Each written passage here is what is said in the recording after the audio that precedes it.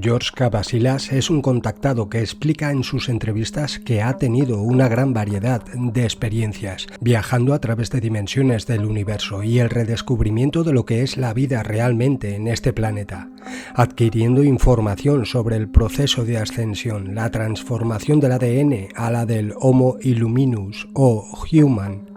Dice que ha contactado con diferentes razas de extraterrestres, tanto benévolos como malévolos. Los malévolos lo abducían y sufrió experimentación de todo tipo hasta que logró liberarse. Where I was being abducted and having horrendous things done to me. One of them, which I'll get into, it's quite personal, but we'll just get straight into it because this needs to be known. It does. And I'll explain what the probe is because I've never heard anybody actually explain what the probe is actually all about. And I experienced it myself and it was very unpleasant. And I will say it is the most painful thing I've ever experienced. And I've experienced a lot. Probably not as close as childbirth, but I think it's the closest thing we'll ever get to experiencing the pain involved with childbirth, I'd imagine. But what it does is they plug into the base of the spinal cord and they milk the kundalini out of the person. I remember being there and I had, this is done by this particular race of greys, and they were holding my hands and they create this energy where your will, they take you through your will. So you actually are conforming to what they want you to do. And the way they do it is they make you feel like it's okay. This is all okay. We're here to help you. It's all going to be fine. And this is because I went into layers within myself whenever I was having these experiences. And so that's how they get you to conform through your will. And I remember holding their hands on either side of me. And when they turned this device on, I instantly crushed. I still remember the hands crushing as from the pain that I experienced. And I blanked out soon after that. But the pain was horrendous. And I've never experienced anything like that as far as pain levels go. And that's what that device is all about. I understand. Yeah. So at this time you're going through this experience, yeah. Right? I guess periodically as what? How old are you? Throughout my younger years and into my teenage years, because they had a fair idea as to what I was going to be doing here on the planet. So the whole objective in abducting me was to not only utilise my genetics, because they feel that if a person has a specific role to play, then it's in their genetic codes, and they want to manipulate or take that power. So if I'm going to be speaking about things, then I'm going to have access to knowledge that other people aren't going to have access in their individual soul journeys. Not to say that they had a previous life where they had a lot more access to knowledge and I didn't. Do you know what I mean? Sure. Let's take the whole thing into consideration here. So in this particular life, I'm having access to knowledge that other people are not having access to, and some have more access to more knowledge than I do, for example. And so they're interested in my genetics because they want to access that knowledge too, and that's how they do it, through physical manipulation. And that's one of the reasons. And the other reasons was to learn how to control me, to create substances, to create nanites, to create energetic patterns, etheric implants, everything possible that they could try on me to stop me from achieving what my intended outcome of this soul journey was to achieve. Absolutely. Okay.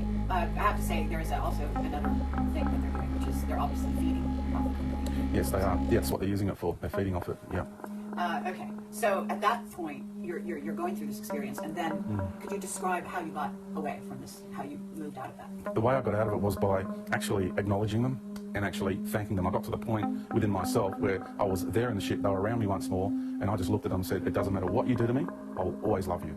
I said that to them, and I found that incredibly empowering, incredibly empowering. And it took me a long time to get there, a lot of deep contemplation.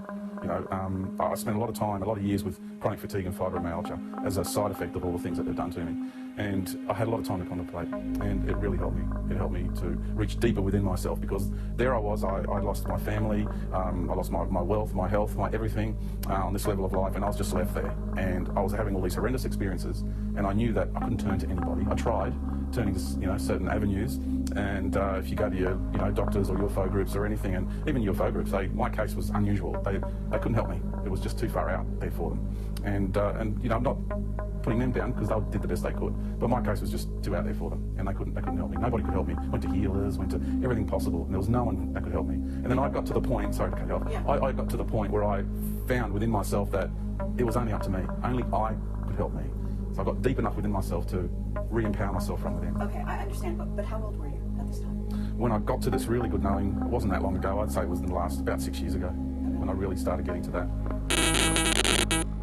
Advirtió que la jerarquía espiritual y el Consejo Galáctico de la Luz no es lo mismo que un grupo autodenominado Federación Galáctica de Luz, y que también estaba siendo manipulado por la Federación Galáctica de Luz. Sin embargo, la mayoría de la información proporcionada es válida.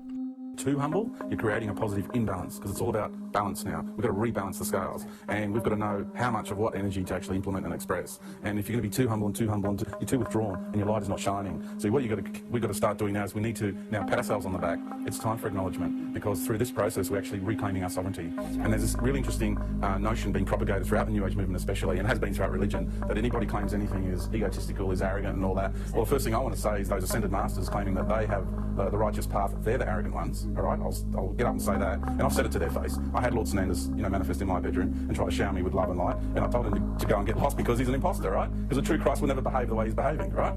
George Cavasila siempre ha visto el mundo con otros ojos, incluso desde una edad muy temprana. Se dio cuenta de que el universo está lleno de vida. Podía ver y sentir la vida que le rodea de una manera mucho más significativa que otras personas de su alrededor, que incluía las enseñanzas del llamado sistema educativo, las doctrinas religiosas y la sociedad en general, que representa un punto de vista muy diferente y limitado. A la edad de 5 años recuerda haber sido sacado de su cama por la noche en las naves y llevado a otros lugares del planeta y de otros mundos y dimensiones. Sus interacciones con otros seres en diferentes niveles de la realidad se han ido produciendo a lo largo de toda su vida. Estas experiencias fueron con seres benévolos que George llama su gran familia, y otros malévolos que tienen la capacidad de aparecer en muchas formas. En un momento de la entrevista con Proyecto Camelot, George Cavasilas dice algo muy interesante, que se enfrentó a una entidad impostora que se hace pasar por Dios, por la fuente creadora de todo. Una entidad autodenominada Jehova, que habita en otra dimensión, el demiurgo de quien nos alertaron los antiguos gnósticos. And the God of religion, Jehova, for example, he knows me well, he knows what I'm here to do, I'm here to expose him, he knows that. And he's an entity from the fourth dimension, and I'll categorically say that because I know where he resides. I know he's the head of a collective, a paradigm that has been manifested, and he has indoctrinated thousands of ET races into his paradigm. Given it's a big paradigm and he's one of the big boys out there, sure, probably the biggest, that's fine, good for him, but he's only a big fish in a small pond. At the end of the day, he's insecure, he's frightened, and he's deluded, and wants to claim to be the creator of all things.